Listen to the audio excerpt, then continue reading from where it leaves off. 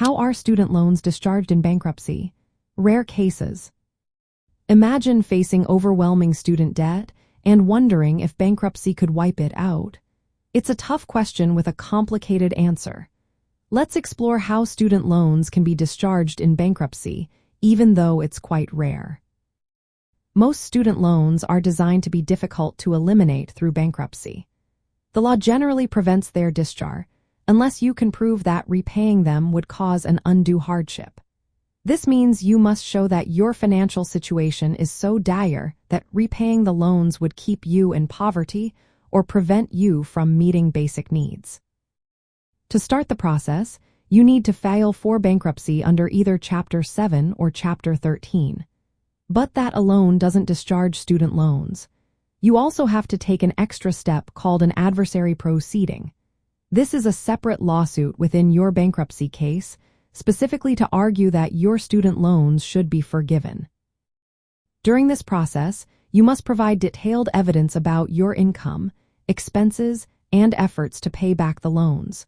The court uses a standard called the Brunner test, which has 3 parts. First, you must prove that repaying the loans would make it impossible to maintain a minimal standard of living. Second, you need to show that your financial hardship will likely continue for most of the repayment period. And third, you must demonstrate that you have made a genuine effort to repay the loans in good faith. Examples of hardship include having a permanent disability, very low income, or a situation where repayment would trap you in poverty. If you meet these criteria, the court might discharge all or part of your student debt or modify the repayment terms to make them more manageable. Recently, some changes in policy have made it easier for borrowers to seek discharge.